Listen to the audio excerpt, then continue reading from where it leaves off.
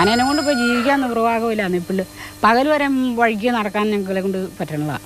ഒരു 3-4 വർഷം മുമ്പ് വരെ ഒരു കുഴപ്പമില്ലായിരുന്നു ഞങ്ങളുടെ ജീവിതത്തിന്. ഞങ്ങൾ കിടന്ന് ഉറങ്ങാൻ പറ്റുന്നില്ല ഒരു ദിവസം പോലും.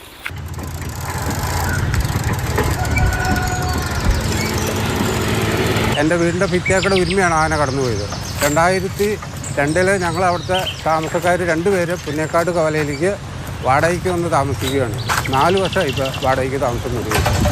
ആന എപ്പോൾ വരും എങ്ങനെ വരും എന്നുള്ള ആർക്കും ഒരു നിശ്ചയിക്കാൻ പറ്റാത്തൊരു സാഹചര്യത്തിലാണ്. പേടിച്ചാണ് ഞങ്ങളെല്ലാവരും അവിടെ നിന്ന് പോകുന്നത്. 5000 രൂപയാണ് ഒരു മാസത്തെ വാടക. ഗാന്ധി പിന്നെ ഞങ്ങളെ അയൽക്കത്ത് താമസിച്ചുകൊണ്ടിരുന്നവരാണ്.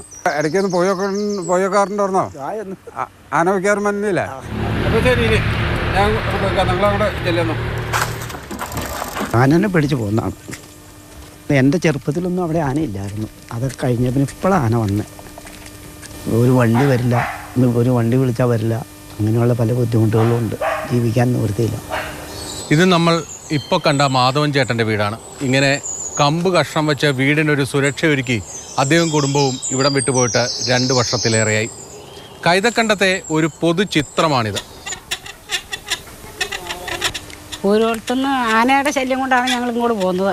4000 രൂപ വാടക കൊടുത്തിട്ട് ഇവിടെ കിടക്കണം. ഇപ്പം ഞങ്ങളുടെ വീടിൻ്റെ പരിസരത്തുണ്ടായിരുന്ന പടയാട്ടിയിലെ ഷൈനി പോന്നു, പിന്നെ കാണിയാടൻ ബാബു, അവർ കുറേ എല്ലാവരും തന്നെ മിക്കവരും തന്നെ പോന്നു. എനിക്ക് ഓർമ്മ വെച്ച പോലെ ഞങ്ങൾ അവിടെ ഉണ്ടായിരുന്നു. പിന്നെ അപ്പച്ചനെ ഞാൻ വേറെ മാറിയാണ് താമസിച്ചത്. ഞാൻ വേറെ കരയൊക്കെ പണിതിട്ട് എനിക്ക് 1 വർഷമൊക്കെ എനിക്ക് അവിടെ കിടക്കാൻ പറ്റുള്ളൂ. കര പണിതിട്ട് ഞങ്ങളുടെ തൊട്ടടുക്കത്തുള്ള വീടെല്ലാം നശിപ്പിച്ചിട്ടേക്കുക. വീടുകളിലുള്ള പറമ്പുകളിലെല്ലാം സാധനങ്ങളും നശിപ്പിക്കുക. തെങ്ങ്, അടയ്ക്കാമരം, പ്ലാവ്, മാവ് എല്ലാം തള്ളിക്കളഞ്ഞ് കിട്ടുക.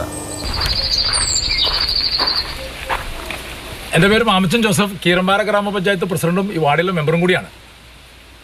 ഞങ്ങളിവിടെ ആളുകൾ നേരത്തെയൊക്കെ ഇഷ്ടംമാതിരി ആളുകൾ താമസിച്ച ഒരു ഏരിയ ആയിരുന്നു.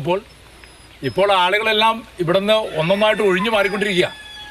അതിന് പ്രധാനപ്പെട്ട പ്രശ്നം കാട്ടുമൃഗങ്ങളാണ്. കാട്ടുമൃഗ ശല്യത്തിൻ്റെ പരാതികളെ ഞങ്ങൾക്കുള്ളൂ. കുഞ്ഞോളെ ഇവിടെ കഴിഞ്ഞ ദിവസമൊക്കെ വന്നായിരുന്നു. ആന വന്നായിരുന്നു അവിടെ കഴിഞ്ഞ ദിവസം? ആന വന്നിട്ട് ഈ കറക്റ്റൊക്കെ ആനയായിരുന്നു. ഇവിടെ നമുക്കറിയാം ഏതാണ്ട് ഈ പരിസരത്ത് ഏതാണ്ട് 4 സ്ക്വയർ കിലോമീറ്റർ പ്ലാന്റേഷൻ ഏരിയ ആണ്. ഇവിടെ ഏതാണ്ട് 18ഓളം ആനകൾ നിലവിൽ നമുക്കിവിടെ ഉണ്ട്. എൻ്റെ അച്ഛനായിട്ട് ഇവിടെ കൃഷിക്കായിട്ട് വന്നതാണ്. അവിടെ വന്ന് സുഖമായിട്ട് കൃഷിയും ചെയ്ത് ഒന്നായിട്ട് ജീവിച്ചുകൊണ്ടിരുന്നതാണ്. ഇത് സർക്കാരിലേക്ക് എടുക്കാമെന്നും പറഞ്ഞ് ഞങ്ങളെ കൊണ്ട് കുറേ കടലാസുകളൊക്കെ ശരിയാക്കിയിട്ട് ഞങ്ങൾക്ക് നല്ലൊരു പൈസ മുടക്കുന്നുണ്ട്. അതും ഞങ്ങൾ 3 സെൻറ്റുള്ളവനും 3 ഏക്കറുള്ളവനും 15 ലക്ഷം രൂപയാണ് അവർ തരുവുള്ളൂ എന്ന് പറഞ്ഞത്. അത് അപ്പടി തരുവുമില്ല. ഈ 15 ലക്ഷം രൂപയുടെ പകുതി തന്നാൽ ഞങ്ങൾ എവിടെ പോയാ ഒരു 5 സെൻറ്റ് സ്ഥലം മേടിക്കണേ? മിക്ക ആൾക്കാർ ഇവിടുന്ന് പോയി. ഞങ്ങൾ ഒരു കുറച്ച് കുടുംബക്കാർ മാത്രമേ ഇവിടെ ഉള്ളൂ. ഇതുപോലുള്ള നാട്ടുകാർ ഇവിടുന്ന് ഓരോരുത്തരോരുത്തർ മാറിപ്പോയി കഴിഞ്ഞിട്ടുണ്ടെങ്കിൽ വനം അടുത്തടുത്ത് ഇങ്ങനെ ടൗണിലേക്ക് വന്നിട്ടിരിക്കും. അപ്പോൾ ഇവിടെയുള്ള ഇവർ മാറും. ഇവർ മാറി കഴിയുമ്പോൾ വനം അടുത്തൊരു വീടിൻ്റെ സൈഡിലേക്കാവും. അവിടെ നിന്ന് അവർ മാറിപ്പോണം. ഇന്നലെ ആന ഇവിടെ വന്നത് ഇവിടെയൊക്കെ ഒളിച്ച് കഴിച്ച് ഇങ്ങോട്ടൊക്കെ കയറി ഇതിലൂടെയൊക്കെ വന്നിരുന്നത് അതിലേക്ക് ഇറങ്ങി കൊന്നു. എന്നും രാവിലെ എരിച്ച് നോക്കുമ്പോൾ ആനയുടെ മുഖത്തേക്ക് നോക്കണേ. ഇവിടെയാണ് ആള് താമസമില്ലാത്ത വീട്. ഈ വീടിൻ്റെ മുകളിലേക്കാണ് മരം മറിച്ച് അടിച്ചിട്ടത്. ഒരൊറ്റ അയൽക്കാരൊക്കെ പോയതോടുകൂടി ഞങ്ങൾ ഒറ്റയ്ക്ക് ഏകാന്തമായിട്ട് ഇവിടെ താമസിക്കണേ. ഞങ്ങൾക്കിപ്പോൾ ഒരു 6 മണി കഴിഞ്ഞിട്ട് ഞങ്ങൾക്ക് വീട്ടിൽ കയറി ഇരിക്കേണ്ട സ്റ്റേജായി. ഇവിടെ നേരത്തെ ഇപ്പോൾ ഇവിടെ കിടന്ന 10-25 വീടുണ്ടായിരുന്നു. അവരൊക്കെ ഇട്ടിട്ട് പോയി ആനേനെ പേടിച്ച്. നമുക്ക് പിന്നെ ജീവിക്കാൻ മാർഗമില്ലാതാണ്ട് ഇവിടെ കിടക്കുന്നു. അവരൊക്കെ വാടകയ്ക്കും സ്ഥലവും ഇതൊക്കെ ആയിട്ട് പോയാൽ.